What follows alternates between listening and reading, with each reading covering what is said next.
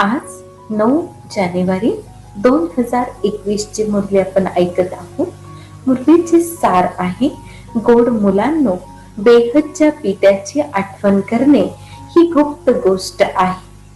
आठवणीद्वारेच आठवण मिळते. जे आठवण करत नाही त्यांना बाबा पण कसे आठवण करतील? प्रश्न आहे. संगम युगामध्ये मुले कोणते शिक्षण घेतात जे संपूर्ण कल्पामध्ये शिकविले जात नाही? उत्तर आहे, जिवंतपणी शरीरापासून अनासक्त म्हणजे मृत होण्याचे शिक्षण आत्ताच शिकवितात. कारण तुम्हाला कर्मातीत बनायचे आहे. बाकी जोपर्यंत शरीरामध्ये आहे तोपर्यंत कर्म तर करायचे आहे. मन पण तेव्हाच अमन होऊ शकेल जेव्हा शरीरच नसेल. म्हणून मन जिते जगत जीत नाही, परंतु माया जिते जगत जीत आहे. ओम शांती. बाबा सम्मुख मुलांना समजवितात, कारण हे तर मुले समजतात. बेसमजलाच शिकविले जाते ना. आता बेहदचे बाबा भगवान येतात, तर कोणाला शिकवत तर जरूर असतील ना. जरूर बिलकुल उंच ते उंच बेसमज असतील त्यांनाच म्हणले जाते विनाशकाले विपरीत बुद्धी. विपरीत बुद्धी कसे झाले? 84 लाख योनी लिहिले आहे. तर बाबांना पण 84 लाख जन्मामध्ये घेऊन गेले आहेत. असे म्हणतात, परमात्मा कुत्रा, मांजर, जीव जंतू सर्वांमध्ये आहे. बाबांनी समजविले आहे, जेव्हा कोणी नवीन येतात तर प्रथम त्यांना हदच्या आणि बेहदच्या पित्याचा परिचय द्यायचा आहे. हे बेहदचे मोठे बाबा आणि ते हदचे छोटे बाबा आहेत. बेहदचे पिता म्हणजे बेहदच्या आत्म्यांचे पिता झाले ना. ते हदचे पिता म्हणजे जीव आत्म्यांचे पिता झाले. हे ज्ञान सर्व एकसारखे धारण करू शकत नाही. कोणी 1% धारण करतात तर कोणी 95% धारण करतात. या तर समजून घेण्याच्या गोष्टी आहेत ना. सूर्यवंशी घराणा असेल ना, यथा राजा राणी तथा प्रजा असेल. हे तर बुद्धीमध्ये येते ना. प्रजामध्ये सर्व प्रकारचे मनुष्य असतात. प्रजा म्हणजे प्रजा. बाबा समजवितात, हे शिक्षण आहे. आपल्या बुद्धीनुसार प्रत्येक जण शिकत आहे. प्रत्येकाला आपापली भूमिका मिळाली आहे.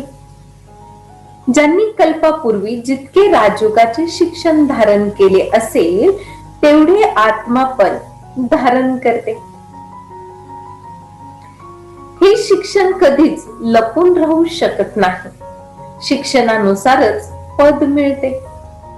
बाबांनी समजविले आहे, पुढे चालून परीक्षा तर होतीलच. परीक्षेशिवाय परिवर्तन तर होऊ शकणार नाही. अंतकाळात सर्वांना माहित होईल. आता पण समजू शकतात की आम्ही कोणत्या पदाच्या लायक आहोत. जरी लज्जेमुळे सर्वांच्या सोबत हात उठवितात, मनामध्ये समजतात की आम्ही असे श्रेष्ठ कसे बनू शकतो, तर ते पण हात वरती करतात. समजून परत हात उठविणे हे पण अज्ञान म्हणणार ना. खूप अज्ञान आहे. बाबा तर लगेच समजू शकतात. यापेक्षा त्या विद्यार्थ्यांमध्ये जास्त अक्कल असते. ते समजतात आम्ही शिष्यवृत्ती घेण्यालायक नाही, पास होऊ शकणार नाही. यापेक्षा तर ते अज्ञानी चांगले समजतात. शिक्षक शिकवित आहेत, त्याद्वारे आम्ही एवढे गुण घेऊ असे थोडेच म्हणतील आम्ही चांगल्या मार्काने पास हो. तर हे सिद्ध होते की एवढे बुद्धीमध्ये ज्ञान बसत नाही. अभिमान खूप आहे. जेव्हा तुम्ही येथे हे लक्ष्मीनारायण बनण्यासाठी येतात तर चलन पण खूप चांगली पाहिजे. बाबा म्हणतात, काही तर विनाशकाले विपरीत बुद्धी आहेत, कारण कायदेशीर बाबांची आठवण नाही तर काय हाल होईल. उंच पद मिळू शकणार नाही. बाबा तुम्हा मुलांना समजवितात, विनाश काळात विपरीत बुद्धीचा अर्थ काय आहे ही मुले पूर्ण समजू शकत नाही. परत दुसरे काय समजतील. जी मुले समजतात आम्ही शिवबाबांची मुले आहोत, तेच पूर्ण अर्थ समजू शकत नाही. बाबांची आठवण करणे ही तर गुप्त गोष्ट आहे. शिक्षण तर गुप्त होऊ शकत नाही. अभ्यासामध्ये पण क्रमनुसार आहे. सर्व एकसारखे थोडेच शिकतील. बाबा समजवितात, हे तर आता लहान मुले आहेत. अशा बेहदच्या पित्याला 3-3, 4-4 महिने पण आठवण करत नाही. माहित कसे होईल की आठवण करतात. जेव्हा त्यांची चिठ्ठी येईल, परत त्या चिठ्ठीमध्ये सेवा समाचार पण येईल की हे आत्मिक सेवा करत आहोत.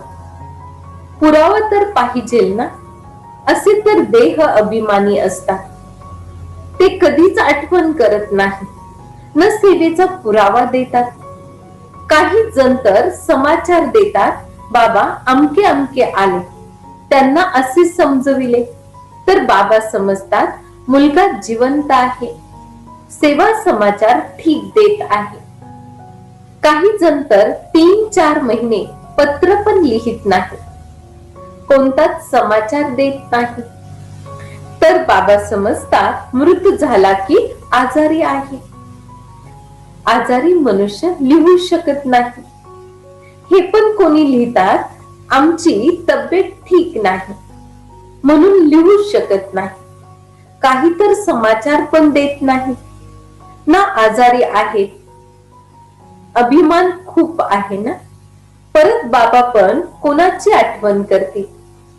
आठवणीद्वारेच आठवण येते ना, परंतु देह अभिमान आहे. बाबा समजवितात, मला सर्वव्यापी म्हणल्यामुळे 84 लाखापेक्षा पण जास्त योनीमध्ये घेऊन गेले आहे. मनुष्यांना पत्थर बुद्धी म्हणले जाते. भगवंतासाठी तर म्हणतात दगडा मातीमध्ये विराजमान आहेत. तर ही बेहदची निंदा झाली ना. म्हणून बाबा म्हणतात, माझी खूप निंदा करतात.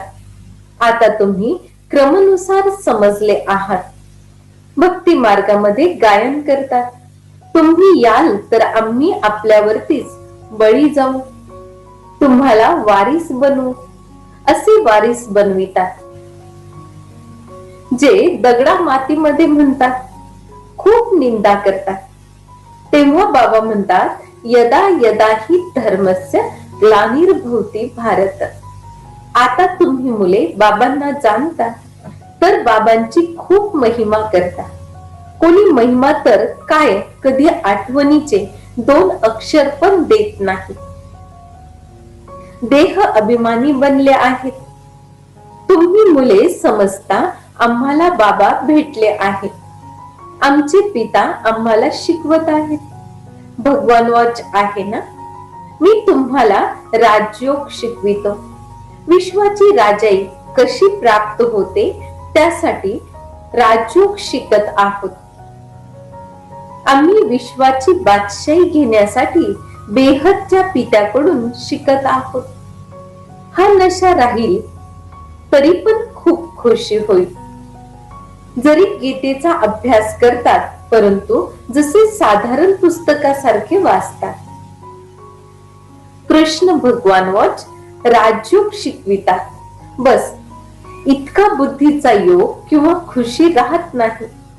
गीता वाचणारे किंवा ऐकणाऱ्यांना इतकी खुशी होत नाही. गीता वाचून पूर्ण केली आणि धंद्यामध्ये गेले. बस तुमच्या बुद्धीमध्ये आहे, बेहदचे बाबा आम्हाला शिकवित आहेत. दुसऱ्या कोणाच्या बुद्धीमध्ये येणार नाही की आम्हाला भगवान शिकवत आहेत. तर प्रथम कोणी पण आले तर त्यांना 2 पित्याचा परिचय द्यायचा आहे. तुम्ही सांगा, भारत स्वर्ग होता, आता नरक आहे? असे तर कोणी म्हणू शकत नाही की आम्ही सतयुगामध्ये पण आहोत आणि कलियुगामध्ये पण आहोत. कोणाला सुख मिळाले तर स्वर्गामध्ये आहेत, दुःख मिळाले तर नरकामध्ये आहेत. असे अनेक जण म्हणतात, दुःखी मनुष्य नरकामध्ये आहेत. आम्ही तर खूप सुखामध्ये बसलो आहोत. महल, माडी इत्यादी सर्व काही आहे. बाहेरचे खूप सुख पाहतात, ते पण तुम्ही आत्ताच समजता. सतयुगी सुख तर येथे मिळू शकत नाही. असे पण नाही की स्वर्णिम युगाला लोहयुग म्हणा किंवा लोहयुगाला स्वर्णिम युग म्हणा, एकच गोष्ट आहे. असे समजणाऱ्यांना अज्ञानी म्हणतात. तर प्रथम बाबांचा परिचय द्यायचा आहे. बाबा तर स्वतःच आपली ओळख करून देतात. दुसरे तर कोणी जाणतच नाही. ते म्हणतात परमात्मा सर्वव्यापी आहे. आता तुम्ही चित्रामध्ये दाखविता आत्मा आणि परमात्म्याचे रूप एक आहे. ती पण आत्मा आहे, परंतु त्यांना परम आत्मा म्हणले जाते. बाबा सम्मुख समजवितात, मी कसे येतो. सर्व आत्मा तेथे परमधाम मध्ये राहतात. या गोष्टी बाहेरचे कोणी समजू शकत नाही. भाषा पण खूप सहज आहे. गीतेमध्ये श्रीकृष्णाचे नाव लिहिले आहे. आता कृष्ण तर गीता ऐकवत नाही. ते तर सर्वांना म्हणू शकत नाही की माझी आठवण करा. देहधारीच्या आठवणीद्वारे पाप नष्ट होत नाही. कृष्ण भगवानवच देहाचे सर्व संबंध त्याग करून माझी आठवण करा, परंतु देहाचे संबंध तर कृष्णाला पण आहेत ना, आणि ते पण लहान मुलगा आहे. ही पण खूप मोठी चूक आहे. एका चुकीमुळे खूप फरक पडतो. परमात्मा तर सर्वव्यापी होऊ शकत नाही. ज्यांच्यासाठी म्हणतात सर्वांची सद्गती दाता आहे, तर काय ते दुर्गतीला प्राप्त होतात? परमात्म्याची कधी दुर्गती होते का? या सर्व विचार सागर मंथन करण्याच्या गोष्टी आहेत. वेळ वायाला घालवण्याची गोष्ट नाही. मनुष्य तर म्हणतात आम्हाला वेळ नाही. तुम्ही समजविता राजयोगाचा कोर्स करा, तर म्हणतात आम्हाला वेळ नाही. 2 दिवस येतील, परत 4 दिवस येणार नाही. शिकणार नाही तर लक्ष्मी नारायण कसे बनू शकते? मायेची खूप ताकद आहे. बाबा समजवितात, जो सेकंद पास झाला, जो मिनिट पास झाला, त्याची हुबहू पुनरावृत्ती होते. अनेक वेळा पुनरावृत्ती झालेली आहे. आता तर बाबा ऐकवित आहे. बाबा तर पुनर्जन्म घेत नाहीत ना. तुलना केली जाते पूर्णपणे जन्म मृत्यूमध्ये कोण येतात आणि न येणारे कोण आहेत. फक्त एकच शिवपिता आहेत जे पुनर्जन्मामध्ये येत नाही. बाकी सर्व येतात. म्हणून चित्रामध्ये दाखविले आहे, ब्रह्मा आणि विष्णू दोघे जन्म मृत्यूमध्ये येतात. ब्रह्माच विष्णू आणि विष्णूच ब्रह्मा ही भूमिका करत येत जात राहतात. अंत होऊ शकत नाही. हे चित्र पण परत पाहतील आणि समजतील. खूपच सहज समजण्याच्या गोष्टी आहेत. बुद्धीमध्ये यायला पाहिजे की आम्ही ब्राह्मण आहोत, परत आम्ही क्षत्रिय, वैश्य, शूद्र बनू. परत बाबा येतील तर आम्हीच ब्राह्मण बनू. ही आठवण केली तरीही स्वदर्शन चक्रधारी झाले. अनेक आहेत ज्यांना आठवण येत नाही. तुम्ही ब्राह्मणच स्वदर्शन चक्रधारी आहात, देवता नाही. हे ज्ञान आहे की चक्र कसे फिरते. हे ज्ञान मिळाल्यानेच देवता बनतात. वास्तवामध्ये कोणत्याही मनुष्याला स्वदर्शन चक्रधारी म्हणू शकत नाही. मनुष्यांची सृष्टी मृत्यूलोक वेगळे आहे. जसे भारतवासींचे रीतिरिवाज वेगळे आहेत, सर्वांचे वेगवेगळे असतात. देवतांचे रीतिरिवाज वेगळे आहेत. मृत्यू लोकातील मनुष्यांचे रीतिरिवाज वेगवेगळे आहेत. रात्र दिवसाचा फरक आहे. म्हणून सर्वजण म्हणतात आम्ही पतित आहोत. हे भगवान, आम्हा सर्व पतित दुनियेत राहणाऱ्यांना पावन बनवा. तुमच्या बुद्धीमध्ये आहे की पावन दुनिया आजपासून 5000 वर्षापूर्वी होती, ज्याला सतयुग म्हणले जाते. त्रेताला म्हणता येणार नाही. बाबांनी समजविले आहे तो प्रथम दर्जा आहे, हा दुसरा दर्जा आहे. तर एक एक गोष्ट चांगल्या प्रकारे धारण करायला पाहिजे. जे कोणी येतील तर ऐकून आश्चर्य करतील. कोणी आश्चर्य करतात, परंतु त्यांना वेळ मिळत नाही. जे पुरुषार्थ करतील परत ऐकतात, पवित्र जरूर राहायचे आहे. हा काम विकार आहे जो मनुष्यांना पतित बनवितो. त्याला जिंकल्यास तुम्ही जगज्जीत बनाल. बाबा म्हणतात काम विकार जीत जगज्जीत बनाल. मनुष्य परत म्हणतात मन जिंकल्याने जगज्जीत बनाल. मनाला वश करा. आता मन तर तेव्हाच अमन होईल जेव्हा शरीर नसेल. बाकी मन तर कधीच अमन होऊ शकत नाही. कर्म करण्यासाठी देह तर मिळतोच ना. परत कर्मातीत अवस्थेमध्ये कसे राहायचे? कर्मातीत अवस्था मृत व्यक्तीला म्हणली जाते. जिवंतपणी मृत म्हणजे शरीरापेक्षा वेगळे. तुम्हाला पण शरीरापासून अनासक्त बनण्याचे शिक्षण शिकवित आहेत. आत्मा शरीरापासून वेगळी आहे. आत्मा परमधामची राहणारी आहे. आत्मा शरीरामध्ये येते तर त्यांना मनुष्य म्हणले जाते. शरीर कर्म करण्यासाठी मिळते. एक शरीर सुटले परत दुसरे शरीर घ्यायचे आहे. शांत तर तेव्हाच राहू शकता जेव्हा कर्म करायचे नसते. मूळ वतन मध्ये कर्म नसते. सृष्टीचे चक्र येथेच फिरत राहते. बाबांना आणि सृष्टी चक्राला जाणणे यालाच ज्ञान म्हणले जाते. हे डोळे जोपर्यंत पतित विकारी आहेत तोपर्यंत या डोळ्यांनी पवित्र गोष्टी पाहू शकत नाही. म्हणून ज्ञानाचा तिसरा नेत्र पाहिजे. जेव्हा तुमची कर्मातीत अवस्था होईल म्हणजे देवता बनाल, परत या डोळ्यांनी देवतांना पाहू शकाल. बाकी या शरीराने या डोळ्याने कृष्णाला पाहू शकत नाही. बाकी साक्षात्काराने काही मिळते थोडेच. अल्प काळासाठी खुशी राहते. इच्छा पूर्ण होते. अविनाशी नाटकामध्ये साक्षात्काराची नोंद आहे. याद्वारे काहीच प्राप्ती होत नाही. अच्छा, गोड गोड फार वर्षानंतर भेटलेल्या मुलांप्रती मातपिता बापदादांची प्रेमपूर्वक आठवण आणि सुप्रभात. आत्मिक पित्याचा आत्मिक मुलांना नमस्ते.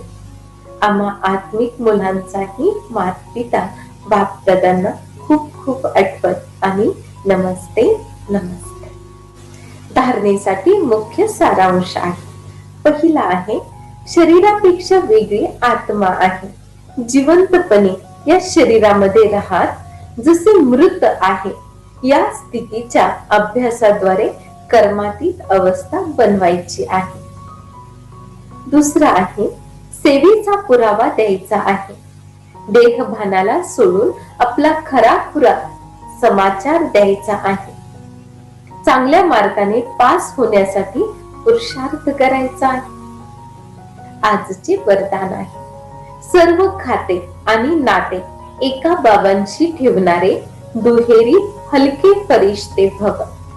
विस्तारामध्ये बाबा म्हणतात, दुहेरी हलके फरिश्ते बनण्यासाठी देहाच्या भानापासून दूर राहा, कारण देहभान माती आहे. जर याचे ओझे आहे तर भारीपणा आहे. फरिश्ता म्हणजे आपल्या देहाच्या सोबत पण संबंध नाही. बाबांनी दिलेले तन बाबांना दिले. आपली वस्तू दुसऱ्यांना दिली तर आपले नाते नष्ट होते. सर्व देवाणघेवाण बाबांची आहे, तर बाकी सर्व पाठीमागील खाते नष्ट होते. असे संपूर्ण बेगर अनासक्त दुहेरी हलके फरिश्ते आहे. आजचे बोधवाक्य आहे, आपल्या विशेषताला प्रयोगामध्ये आणा, तर प्रत्येक पावलामध्ये प्रगतीचा अनुभव करा. अच्छा, ओम शांती.